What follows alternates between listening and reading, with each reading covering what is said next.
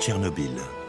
Un ancien port fluvial au milieu de nulle part, entouré de marécages dignes des Everglades, site d'une centrale nucléaire soviétique, théâtre de la pire catastrophe humaine de l'histoire, remontant à 1986.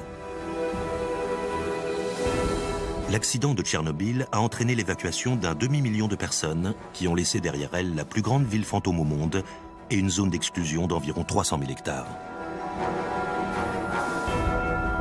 Terre radioactive vidée de ses habitants depuis 26 ans, c'est aujourd'hui une terre sauvage, où les loups règnent en maître.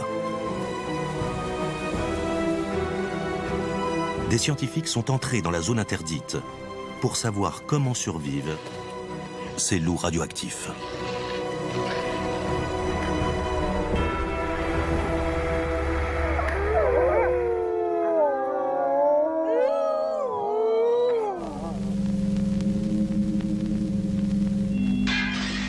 « 26 avril 1986, c'est l'accident. La fusion du réacteur numéro 4 de la centrale nucléaire de Tchernobyl dans le sud-ouest de l'Union soviétique. La catastrophe propage dans l'atmosphère l'équivalent radioactif de 100 bombes d'Hiroshima. 430 000 personnes doivent quitter leur foyer à jamais. Des nuages de poussière radioactive traversent toute l'Europe. Une contamination à l'échelle d'un continent.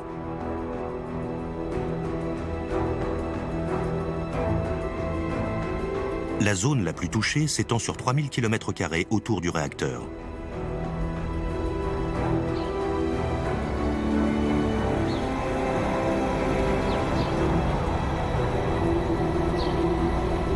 Cette zone d'exclusion est déclarée impropre à l'habitation. On ne peut y entrer que sur autorisation spéciale par l'un des postes de contrôle.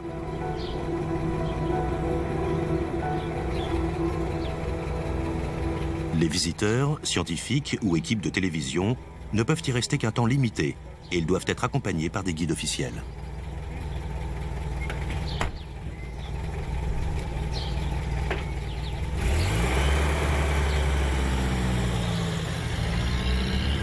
La campagne s'arrête brusquement ici.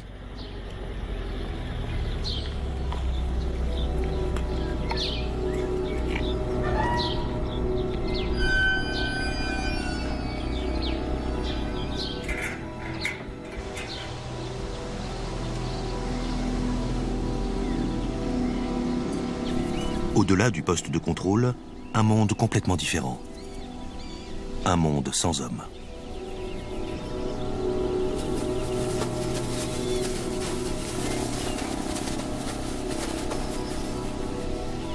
Cette zone est-elle une fenêtre sur un passé lointain précédant l'apparition de l'homme ou sur un futur postérieur à la chute de notre civilisation ?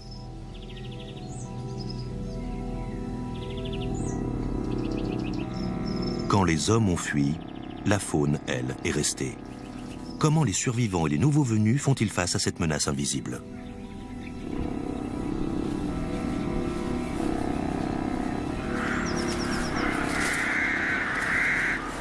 Les habitants et les animaux migrateurs ne savent rien de ce danger latent.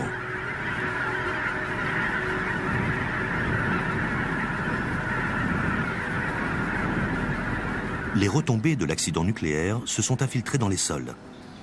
Les particules radioactives sont absorbées par les plantes. Elles s'accumulent dans le bois des arbres et dans l'organisme des animaux.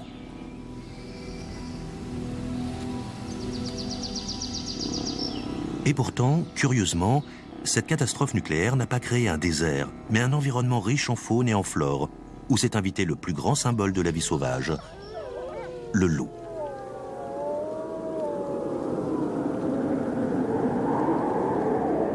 On spécule depuis des années sur le nombre de loups présents dans cette région. Il y en aurait au moins 300. Barbara et Christophe Promberger, spécialistes des carnivores, étudient les loups dans le monde entier, mais jamais dans des circonstances aussi étranges. Les Promberger sont là pour commencer une étude qui sera poursuivie sur le long terme par des scientifiques de la région. Ils ont une longue liste de questions. Combien de loups vivent dans cette zone ? Sont-ils natifs d'ici ou ont-ils immigré il y a peu ? La population de loups dans cette région est-elle différente de celle vivant dans des zones non radioactives ?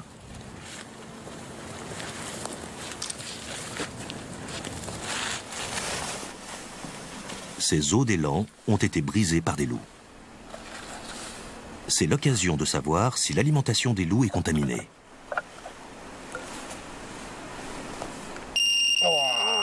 Les radiations sont 50 fois supérieures à la normale.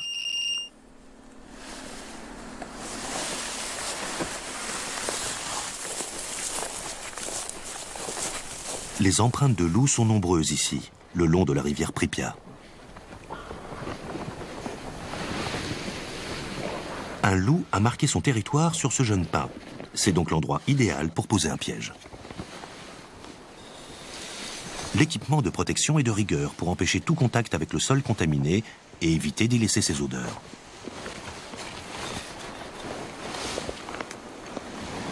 Barbara et Christophe veulent placer un collier émetteur sur plusieurs loups pour étudier leurs mouvements. La rivière Pripia semble calme, mais la glace pourrait craquer à tout moment. L'amoncellement de glace pourrait faire brusquement monter le niveau de l'eau et rendre les berges dangereuses. L'urine de loup sert d'appât.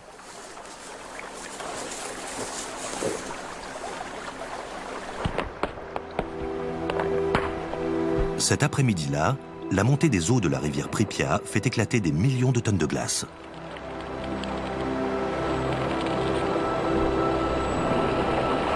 Ces morceaux de glace érodent les berges et entraînent dans leur sillage du sable contaminé.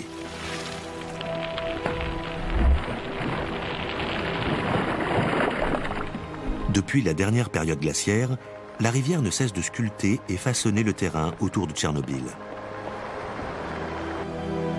Pripia, ainsi que toute la zone d'exclusion, font partie d'un paysage en perpétuelle évolution. Pour aller vérifier tous les pièges à loups répartis dans la zone, Barbara et Christophe se séparent et font équipe avec des collègues de la région. Ils se munissent de dosimètres, mais n'ont pas besoin d'équipement de protection tant qu'ils ne creusent pas le sol.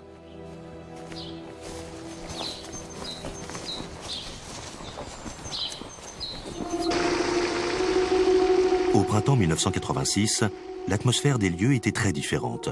Des dizaines de milliers de liquidateurs ont été déployés pour contenir la catastrophe nucléaire. Au total, ils ont été plus de 600 000 à intervenir sur place.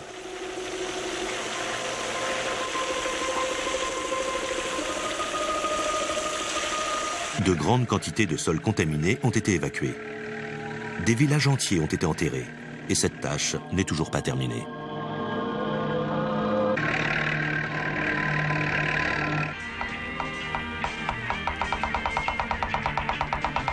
Près de 150 communautés villageoises ont été déplacées. Des ouvriers agricoles dans des exploitations collectives pour la plupart.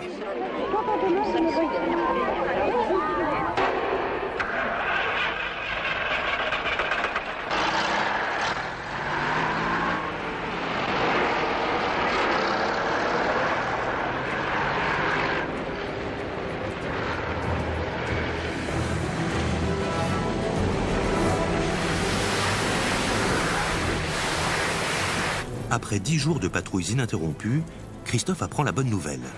L'autre équipe a repéré un loup pris au piège.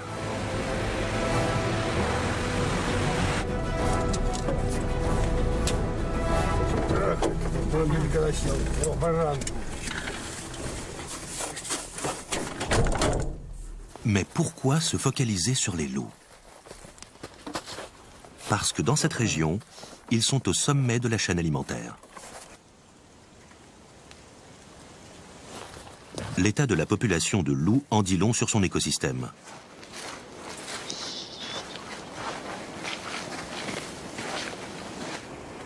Ce loup est pris au piège depuis plusieurs heures. Il est effrayé et il fait le mort. C'est le comportement typique d'un jeune loup.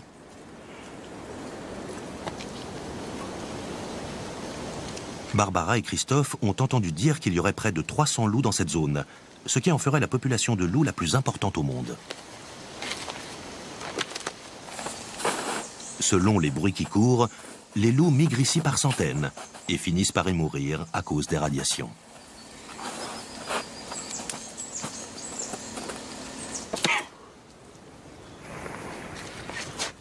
Mais c'est peut-être l'inverse.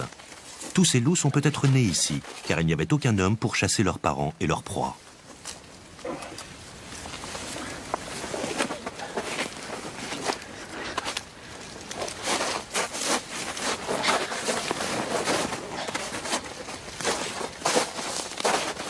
Si c'est le cas, les conditions de vie des loups seraient-elles meilleures ici qu'ailleurs? Et si la zone était surpeuplée, les loups radioactifs pourraient-ils migrer en dehors de cette zone? Il est primordial de savoir combien de loups vivent ici.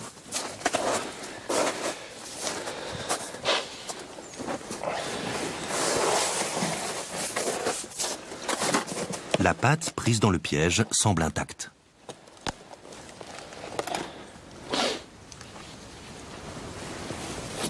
Le collier émetteur permettra de savoir dans quelle zone évolue ce prédateur, ainsi que ses proies.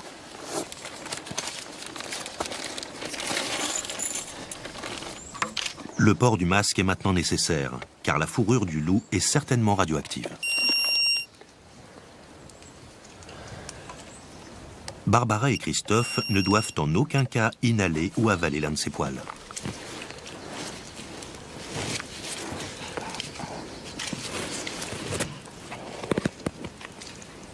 La taille et l'état de ses crocs confirment son jeune âge. Il est donc né au cœur de la zone radioactive. C'est la preuve qu'il existe bien une population de loups indigènes. L'émetteur GPS transmettra quotidiennement la position du loup aux scientifiques.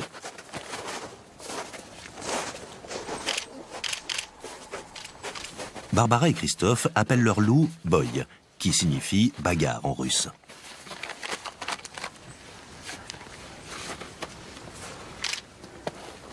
Leur tâche ici est terminée.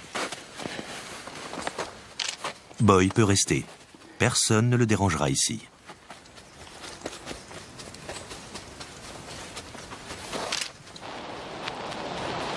Mais ça n'a pas toujours été le cas. Avant la catastrophe, les loups faisaient l'objet d'une chasse intensive dans la région.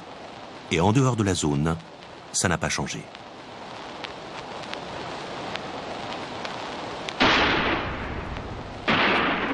Les femelles dominantes sont souvent les premières tuées, ce qui affecte la diversité génétique et la pyramide des âges des populations de loups. Mais pour les loups de Tchernobyl, la plus grande menace n'était pas la chasse, mais la déforestation massive qui a eu lieu dans les années 20. L'assèchement des marais de Pripyat est le résultat d'un immense effort national, accompagné d'une propagande héroïque. On a construit des milliers de kilomètres de canaux. Des dizaines de milliers de colons sont venus travailler dans les nouvelles exploitations collectives. L'assainissement des terres avait pour but d'augmenter la production alimentaire pour le peuple soviétique.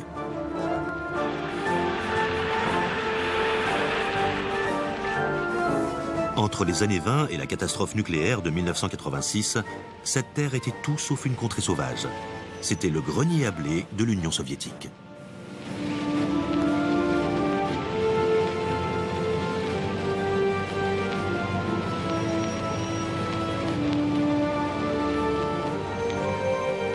Aujourd'hui, les terrains en dehors de la zone d'exclusion n'ont pas changé. Des canaux de drainage et des champs de blé s'étendent à perte de vue. Mais que sont devenus les canaux de drainage et les champs de blé à l'intérieur de la zone? La transformation s'est faite de façon très discrète, mais elle a été épique. Les forêts et les champs ont été inondés.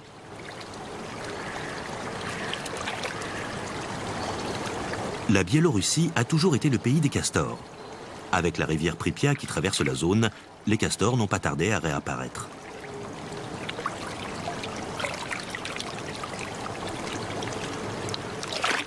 Des milliers de castors ont travaillé jour et nuit, année après année, obstruant les canaux construits par l'homme, construisant des digues et créant de nouveaux habitats pour les amphibiens, les poissons, les crustacés, les insectes, les loutres, les élans et les oiseaux d'eau.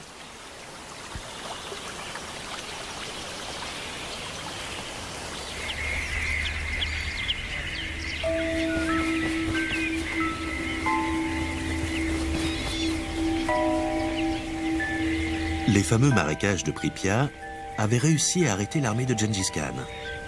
Aujourd'hui, les marais font leur retour grâce à un réacteur nucléaire et au plus gros rongeur d'Europe.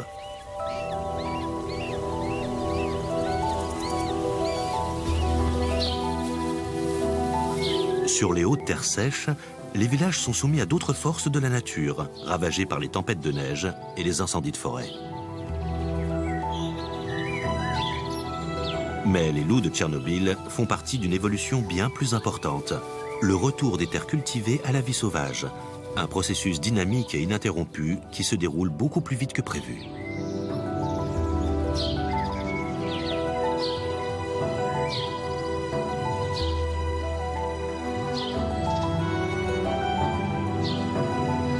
Ici, les arbres fruitiers vieillissants s'écroulent sur les toits.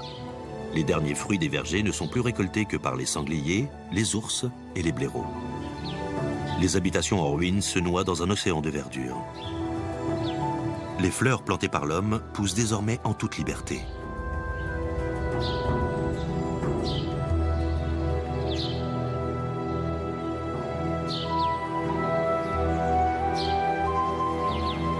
À l'entrée de chaque village, un moellon rappelle le nom de la ville et le nombre de personnes qui vivaient ici.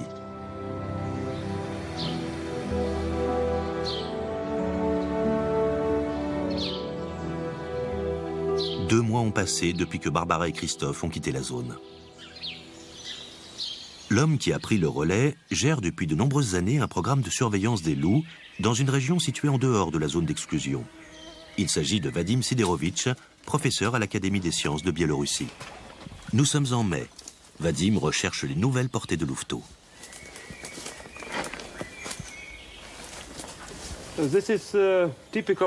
La forêt de Naliboki, c'est typiquement le genre d'endroit où les louves mettent bas. Pourquoi? D'abord, parce que c'est un lieu difficilement accessible à l'homme. C'est compliqué de marcher là-dedans.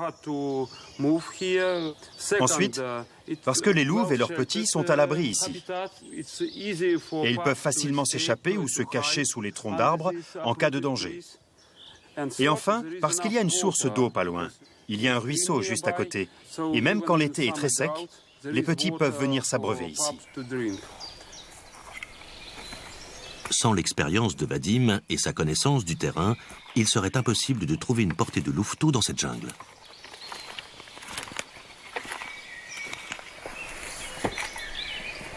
Avec les années, Vadim a appris à penser comme un loup.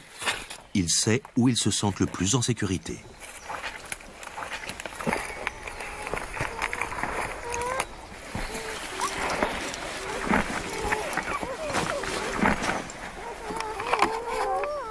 Ces petits sont nés il y a à peine quelques heures. Vadim ne restera que 20 minutes pour ne pas garder la louve éloignée trop longtemps.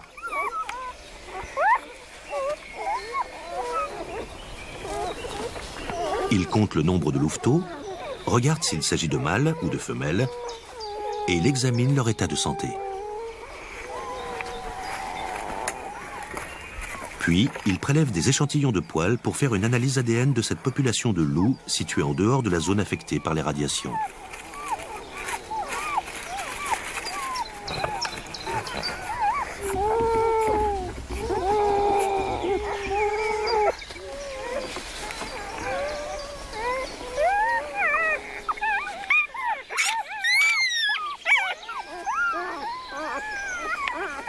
Vadim va comparer ces données issues d'une zone non contaminée avec celles qu'il recueillera à l'intérieur de la zone contaminée. Le professeur Vadim et son équipe vont explorer la partie biélorusse de la zone.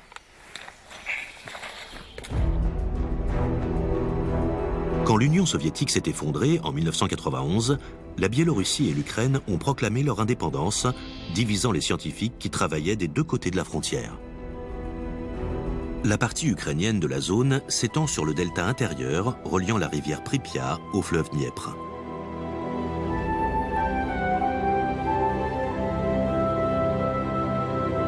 Voici le site de la centrale nucléaire de Tchernobyl. La spécialiste ukrainienne des loups, Marina Shkriria, mène sa propre enquête sur les loups de Tchernobyl.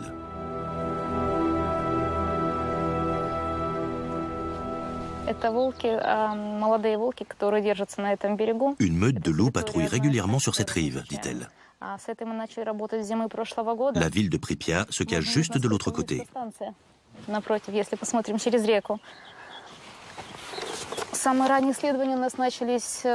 Marina explique qu'il lui a suffi d'observer les empreintes de pattes par temps sec pour dessiner une carte représentant le territoire des loups dans la partie ukrainienne de la zone. Elle a ainsi découvert que les loups étaient présents partout dans la zone d'exclusion. Selon Marina, cet endroit a toujours été un habitat parfait pour les loups. Les années de défrichement pendant la période soviétique n'ont été qu'un dérangement temporaire. Elle va utiliser leurs excréments pour réaliser des analyses génétiques en laboratoire. Aujourd'hui, la forêt a englouti la ville fantôme de Pripyat, transformant ses rues et ses parcs en terrain de chasse.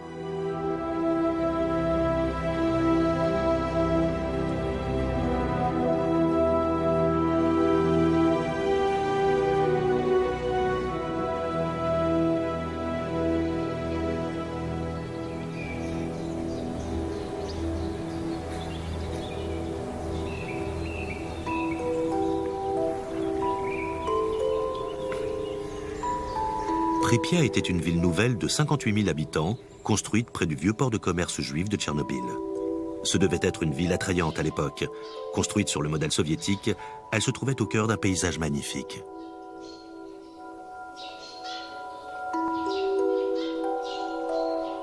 Voici la place centrale de la ville la plus verdoyante au monde, où une profusion de roses, de jasmins et d'arbres bordant les avenues poussent en toute liberté.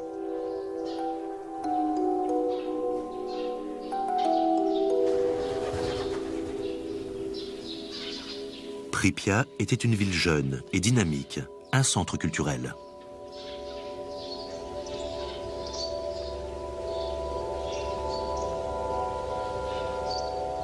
Des ingénieurs et des scientifiques vivaient et élevaient leurs familles ici, des hommes bien éduqués, issus d'un milieu privilégié, qui travaillaient pour la centrale nucléaire, dans les laboratoires de recherche et les installations militaires.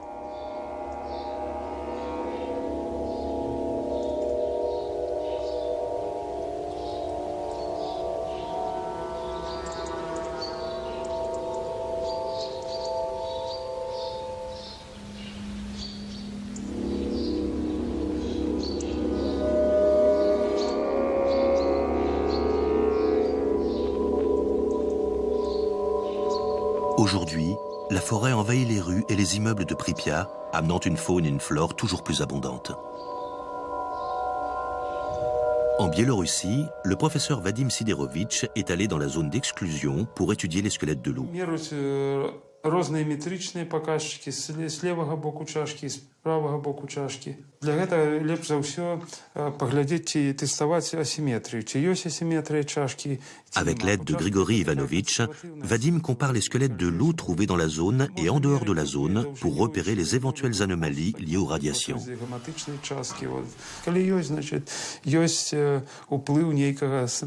Mais les enquêtes de terrain vont devoir attendre l'hiver, quand on pourra distinguer les empreintes de pattes dans la neige.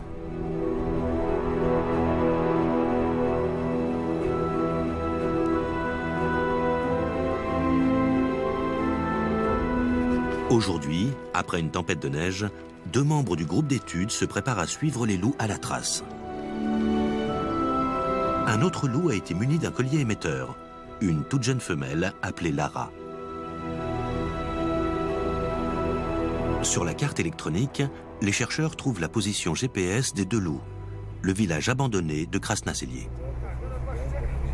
Les données GPS montrent que les jeunes loups ont passé la plus grande partie de l'année ensemble, aérés autour du même village. Ils doivent donc être de la même fratrie. Mais font-ils partie d'une meute? Des traces toutes fraîches donneront peut-être la réponse.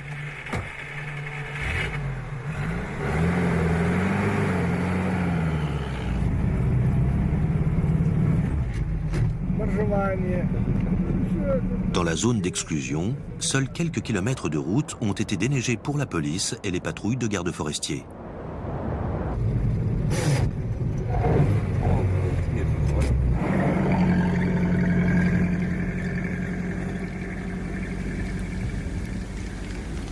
L'avantage, c'est que beaucoup d'animaux utilisent ces routes, laissant de nombreuses traces bien visibles derrière eux. Un élan blessé, que les loups ne vont pas tarder à repérer. Ce pigargue à queue blanche n'attend qu'une chose, que les loups fassent leur travail. Ces proies aident les aigles à traverser l'hiver quand les lacs sont gelés et qu'ils ne peuvent plus pêcher.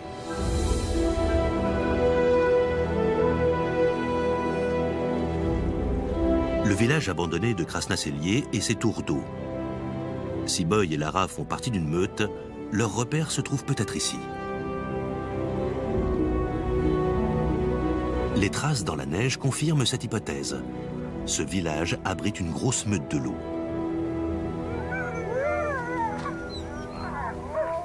Krasna-Selié est entouré de hautes plaines.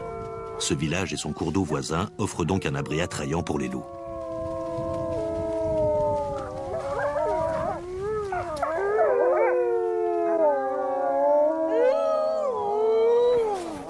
Les chercheurs repèrent 10 individus, mais aucune trace de Boy et Lara.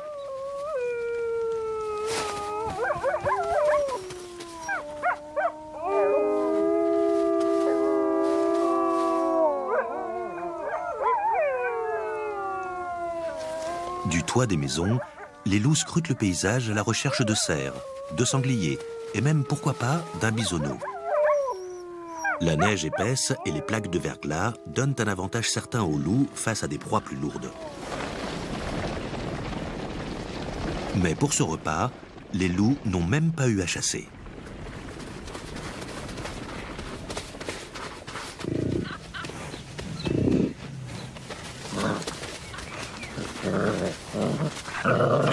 Ce jeune bison a succombé aux rigueurs de l'hiver russe.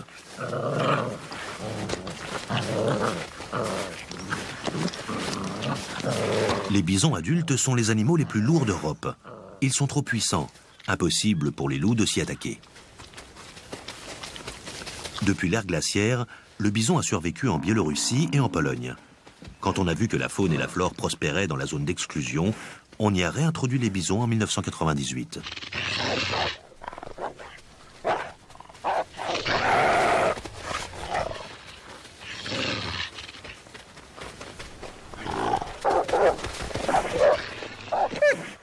Le troupeau de bisons finit par chasser les loups pour pouvoir pleurer leurs petits. C'est un comportement typique du bison.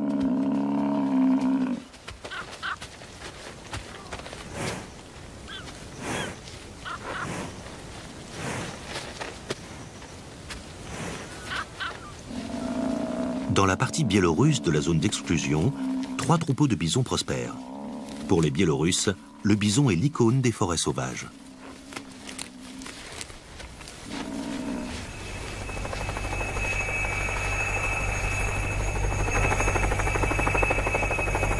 Jusqu'à récemment, les chasseurs biélorusses tiraient sur les loups depuis des hélicoptères. Aujourd'hui, cette pratique est interdite. Le collègue de Vadim, Grigori Ivanovitch, fait partie de l'équipe de chercheurs. Il est garde forestier. Lui aussi avait pour habitude de chasser les loups. Aujourd'hui, il survole la zone d'exclusion pour vacciner les loups ainsi que les renards et les ratons laveurs contre la rage.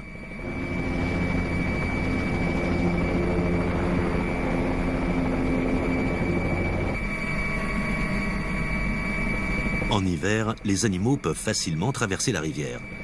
Boy et Lara sont déjà partis explorer plusieurs fois l'autre rive.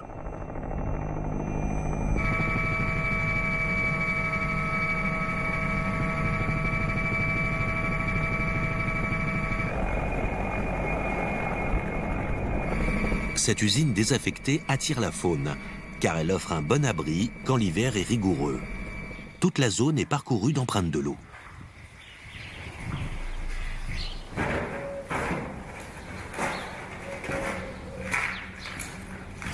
Ces bâtiments sont de véritables sanctuaires à l'intérieur de la zone d'exclusion, car ils sont exempts de radiation. Avec la pluie, les retombées radioactives se sont déposées sur les toits, puis ont glissé jusqu'au sol.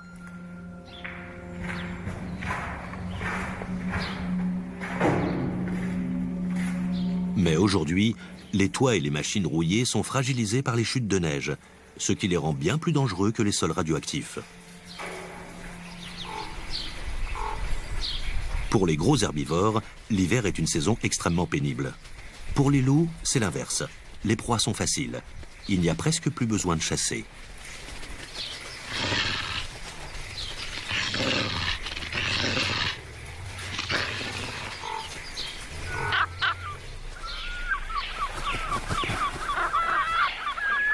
D'autres animaux profitent de ces repas gratuits.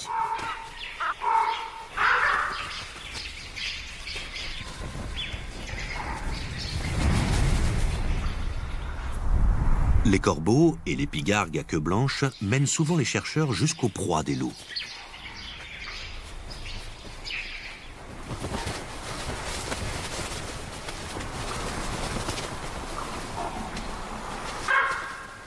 En hiver, il arrive que les aigles agissent comme des charognards.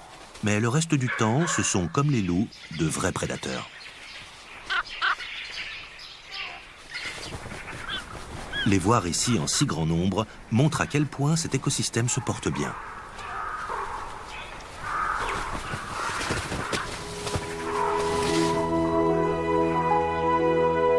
Comme dans tout climat continental, le printemps arrive très rapidement. Les chemins bien pratiques de l'hiver se transforment soudain en barrières infranchissables.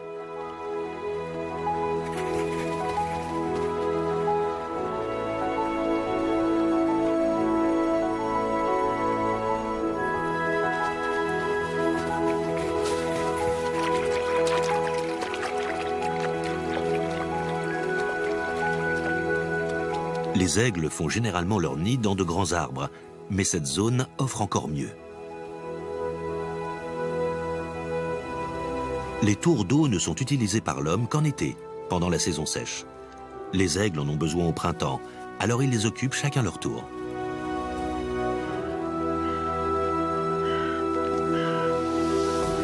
Désormais, les repas composés de charognes gelées font partie du passé.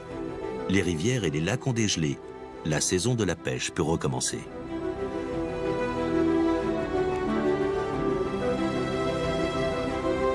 Quand les neiges fondent dans les Carpates, à 600 km au sud-ouest, la rivière Pripia grossit. Au cœur de la zone, elle peut faire jusqu'à 14 km de large.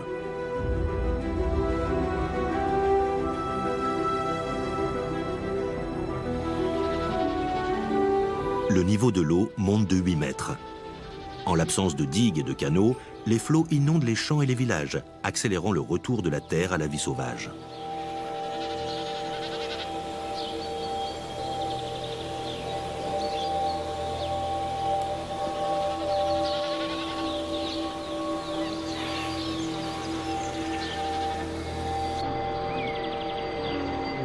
Pendant quelques jours, la désolation des lieux est éclipsée par la renaissance du printemps.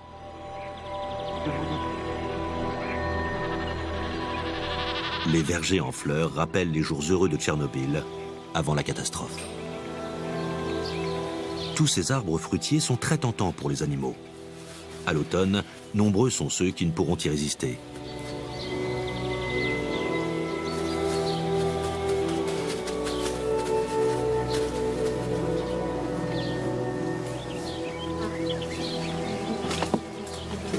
Mais pour l'instant, le collègue de Vadim vient voir comment se portent les louveteaux nés ici.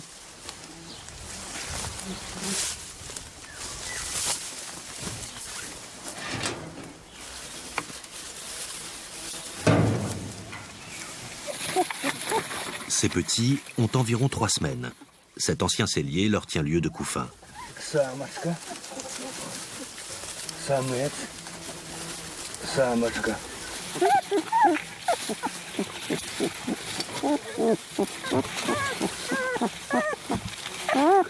En tout, Grigory a trouvé 3 portées. La preuve qu'il existe bien une population indigène de loups au cœur de la zone d'exclusion. Scientifiques, gardes forestiers et gardiens ne peuvent rester dans la zone que pendant une durée limitée pour ne pas être exposés trop longtemps aux radiations.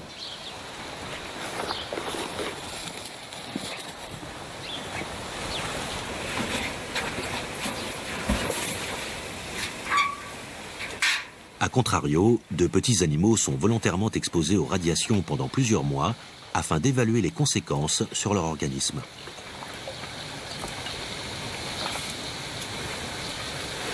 Après une période d'exposition, ces rats seront emmenés en laboratoire pour une série d'analyses.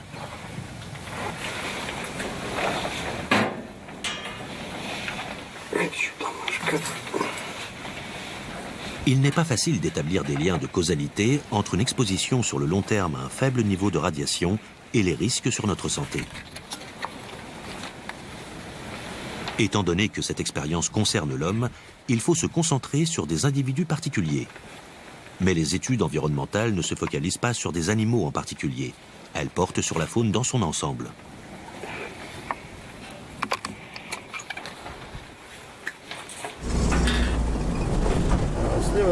D'autres chercheurs étudient les conséquences d'un environnement radioactif sur la faune et la flore dans une zone très proche du réacteur.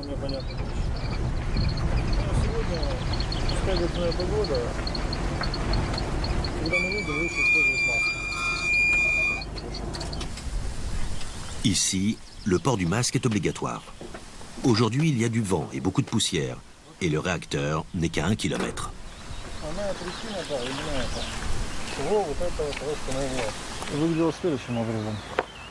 La direction du vent le jour de l'explosion et de l'incendie est bien visible sur la carte des retombées radioactives.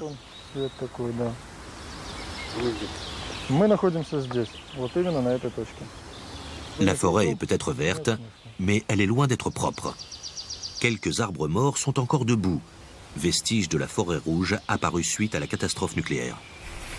Des muscardins vivant dans cette zone contaminée sont étudiés depuis plus de 6 ans.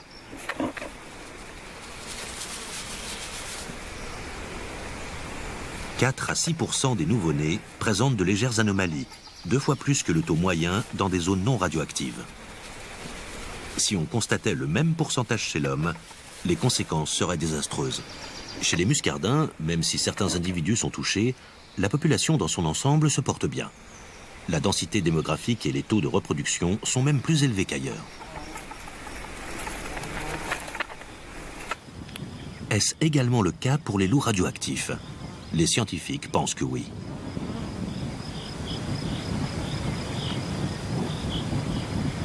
À Krasna-Selier, le professeur Vadim Siderovitch et Grigory Ivanovitch sont inquiets. Cela fait plusieurs semaines que les émetteurs GPS de Boy et Lara restent silencieux. Heureusement, les loups sont également munis de radioétiquettes. Vadim va peut-être réussir à capter leur signal avec une antenne du haut de la tour d'eau.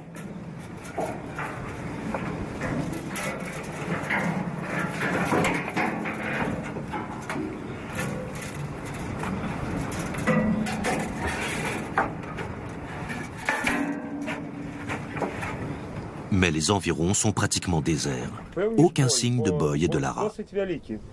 Ils aperçoivent seulement un loup non identifié au loin.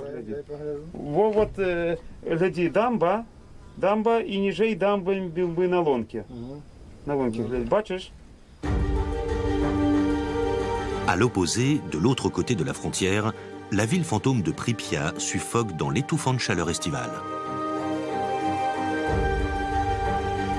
Il fait 45 degrés. Avec de telles températures, les rues de n'importe quelle ville seraient désertées.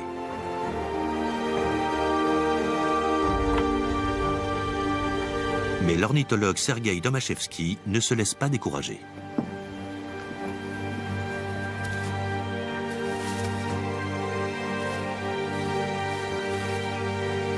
Ce spécialiste des rapaces surveille plusieurs couvées de faucons pèlerins autour de la ville.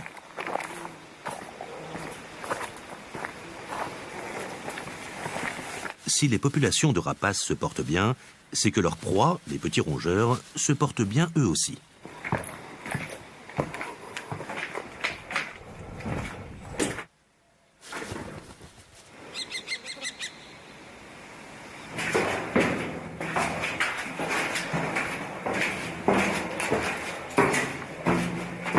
La saison de nidification est le moment idéal pour observer les populations de rapaces.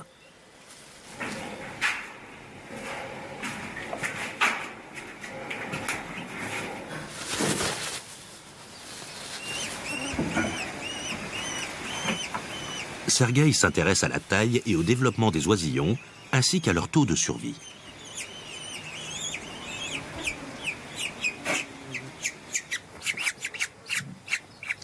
Il a pu constater que dans la zone d'exclusion, plusieurs rapaces ont réussi à engendrer des populations en bonne santé.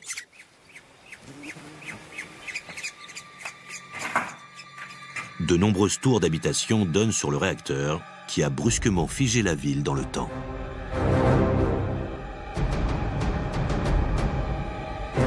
Le bassin de refroidissement est hautement contaminé. Une longue chaussée étroite relie la rive à la petite île. Dans ce lac radioactif, les poissons-chats sont énormes. Ils mesurent parfois plus de 2,5 mètres. Ils sont trop gros pour être pêchés, même par ces grands pigargues à queue blanche. La taille impressionnante de ces poissons-chats et des carpes amours n'a rien à voir avec la radioactivité. Elle est due à leur âge.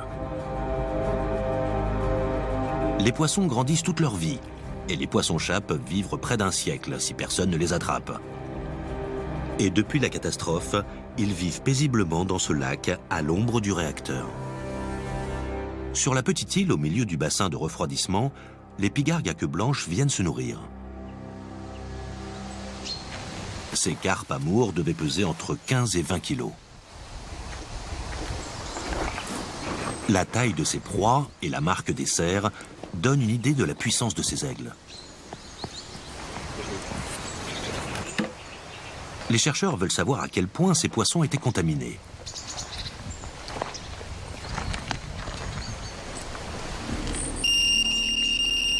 Interdiction de toucher ces arêtes à main nue. Les conséquences sur la santé des aigles ne sont pas encore connues, même si on connaît les effets négatifs sur d'autres oiseaux.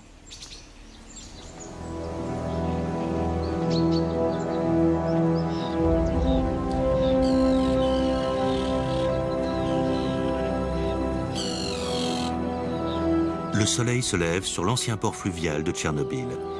Suite à l'accident, beaucoup de bateaux se sont échoués. Seuls quelques-uns sont restés à flot. Les chercheurs vont voguer sur la rivière Pripyat jusqu'au delta intérieur, au confluent du fleuve Dniepr.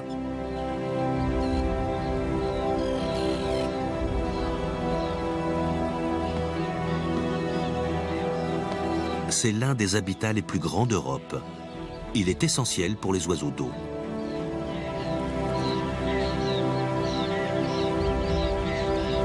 Les voies d'eau ont depuis longtemps été nettoyées de toute radiation. Ici, les oiseaux et même les hommes peuvent manger les poissons en toute sécurité. Les innombrables îles boisées et sablonneuses offrent un lieu de reproduction idéal.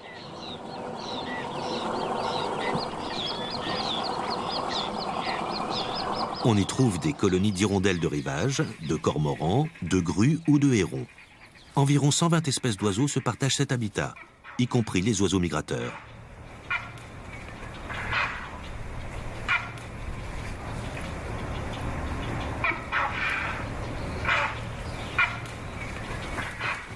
Un oiseau, surtout, a trouvé l'endroit très attrayant. La cigogne noire, qui a une préférence marquée pour les paysages déserts, loin de toute présence humaine. Dans les cimetières de la région, on trouve les chênes les plus vieux du pays. Des arbres assez gros pour porter l'énorme nid des cigognes, qui peut peser jusqu'à 1 tonne.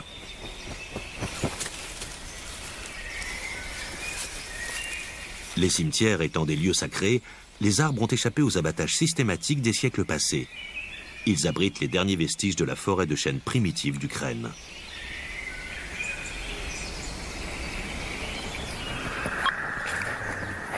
C'est la fin de l'été.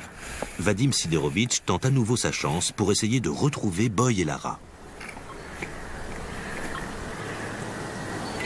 Un tronçon de route près de Krasnaselye constitue la frontière du territoire des loups.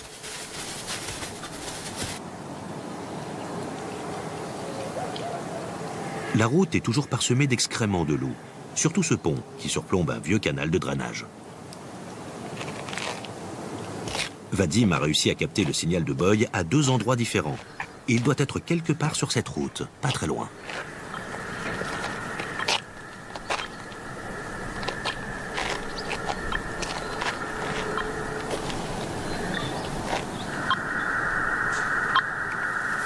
Tout d'un coup, un énorme sanglier traverse la route, suivi par un loup.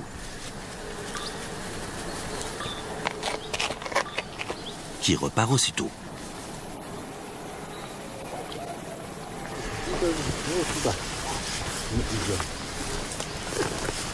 Pendant ces patrouilles, Grigory a remarqué un changement étrange dans le paysage. Il veut en faire part à Vadim.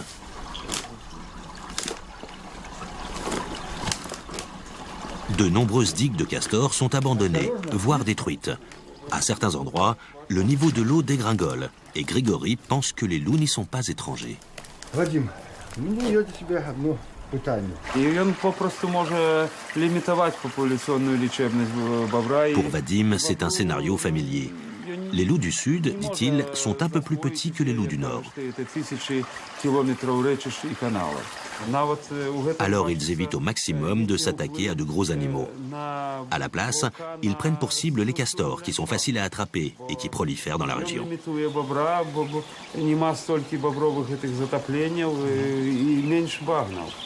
Dans la zone surveillée par Vadim, l'alimentation des loups est composée à 60% de castors. Par conséquent, les loups freinent et même empêchent le retour des marais.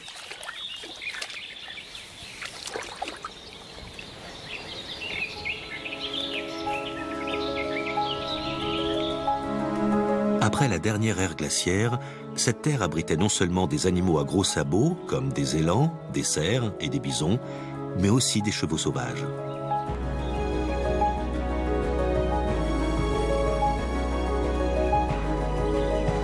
Le dernier véritable cheval sauvage en Ukraine a été tué en 1879. Aujourd'hui, la toute dernière espèce sauvage est le cheval de Przewalski, qui n'a survécu qu'en captivité. À partir des années 90, des groupes de chevaux de Przewalski ont été relâchés ici pour aider à restaurer la biodiversité de la région.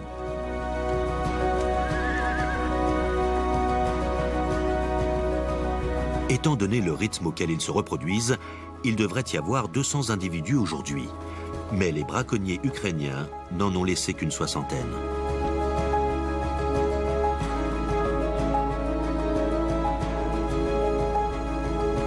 Au cours du XXe siècle, cette vaste zone humide a subi bien des dommages. Elle a été ravagée par 2 guerres mondiales et la folie destructrice de l'ère stalinienne. Et pourtant, la plus grande catastrophe nucléaire de la planète l'a transformée en un refuge unique au monde pour nombre d'espèces menacées d'extinction.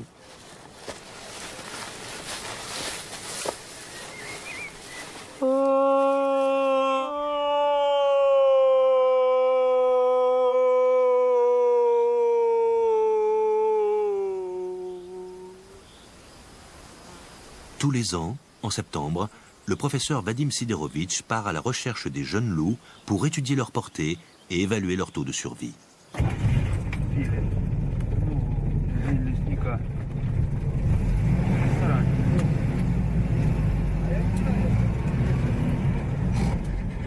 Vadim et Grigory couvrent systématiquement toute la partie biélorusse de la zone d'exclusion.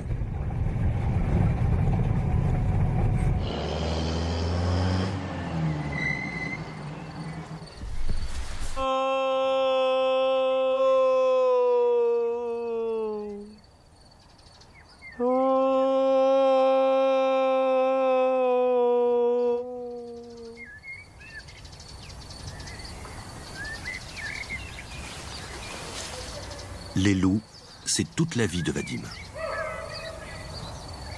Il travaille et vit avec eux depuis des dizaines d'années.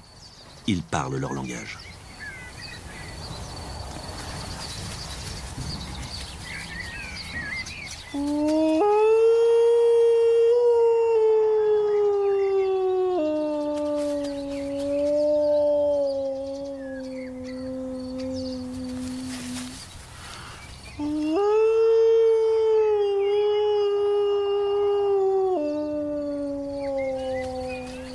En une semaine, Vadim a identifié 17 meutes de loups et leur territoire.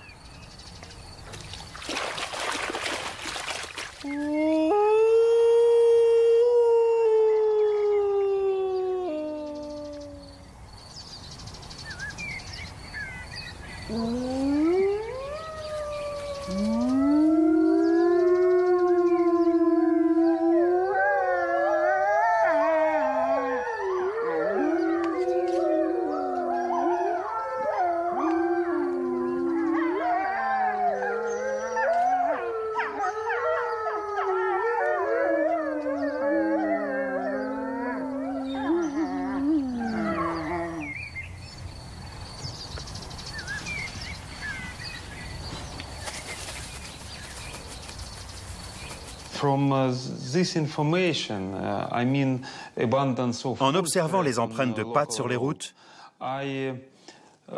j'ai constaté qu'il n'y avait pas autant de loups que les habitants avaient pu le dire. Il n'y a pas 300 loups ici. En comparant des observations similaires faites dans les bois de Naliboki, dans la même région que la zone biélorusse, je pense qu'il y a au maximum 120 loups dans la zone d'exclusion de Tchernobyl.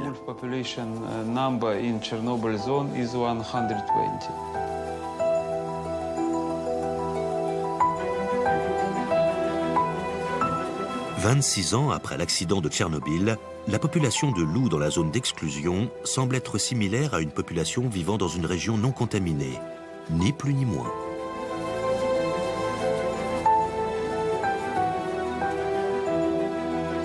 Pour l'homme, c'est une terre perdue à jamais. Mais la catastrophe nucléaire semble avoir donné aux loups une chance de survivre en paix.